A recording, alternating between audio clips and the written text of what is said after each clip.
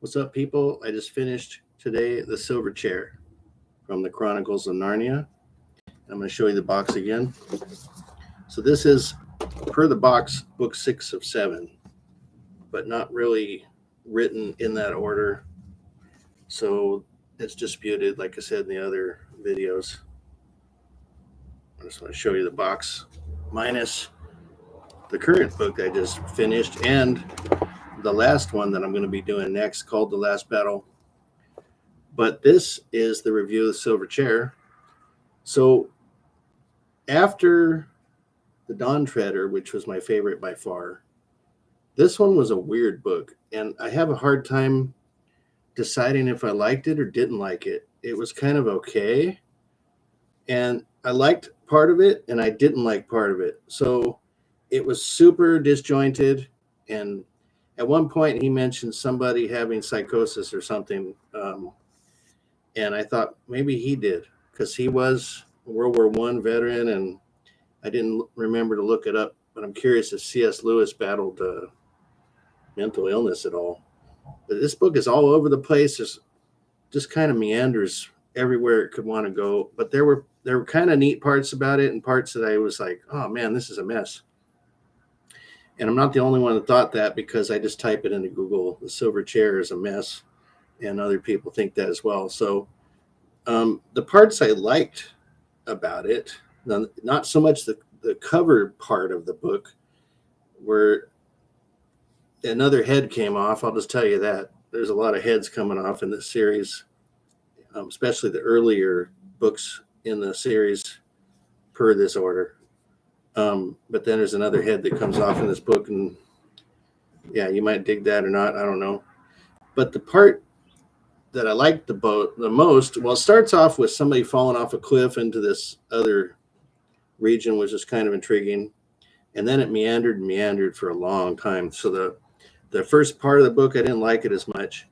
But once it got to this confrontation with the witch, it was quite interesting, because she was trying to make people relearn the opposite of what they already knew. And it's kind of going along with the current day situation where facts aren't facts anymore, and people are trying to convince you of the actual opposite thing that's happening. And our fearless leader does a lot of that constantly. Actually, not a lot of it. He's constantly doing it. Up is down and down is up, and whatever I say is true, even though it's not, because virtually, the old joke, how to tell if he's lying is when his mouth is moving. He's lying to you.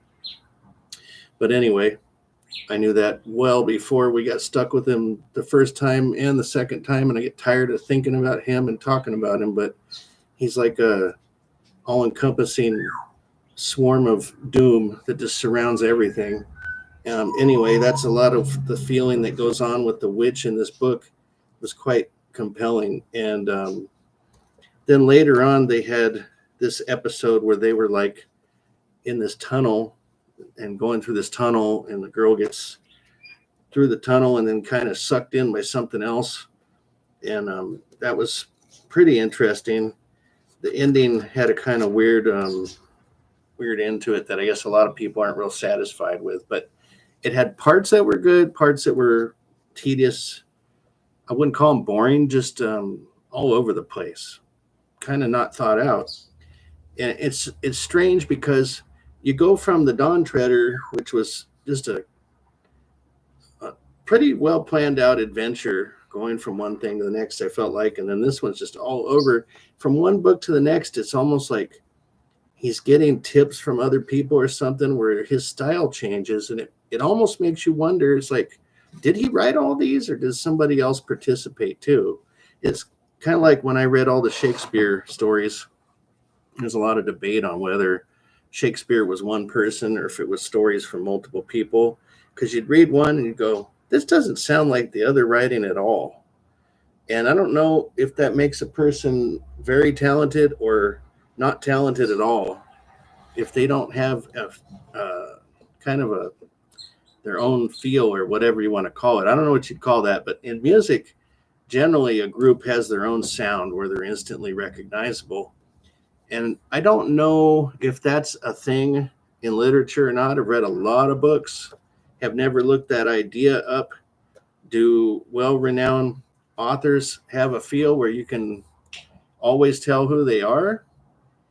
I don't know. I mean, Stephen King's tend to seem pretty similar, but they do occasionally change up a little bit, but it still feels like Stephen King, right?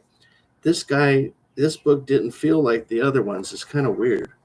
So anyway, I'm done with book 6 of 7, and I'm going on to The Last Battle. And if it's anything like the early books where they were fighting all the time, and it got really just tiresome listening to the fighting all the time. So I kind of hope that that's not how it is, but I kind of suspect that is how it will be. And I'm kind of dreading it in a way. You'd think at this point that I'd want to be done or be excited about finishing this series. And I don't know what to think. So far it's just been kind of okay. Not as good as Wizard of Oz or The Hobbit or in this particular box, I can't get the damn books in it. It's got this little paper lip down inside of this thing. And really, other than just a holding device, it's virtually near impossible getting all 7 books in here with this little trivia book that's included. And the trivia book, I don't even know if I'm going to go through it at the end. I mean, I don't see the point of it. It might be for a little kid or something. And I don't know if I should donate it all in one block or what I'm going to do, but not keeping it for sure.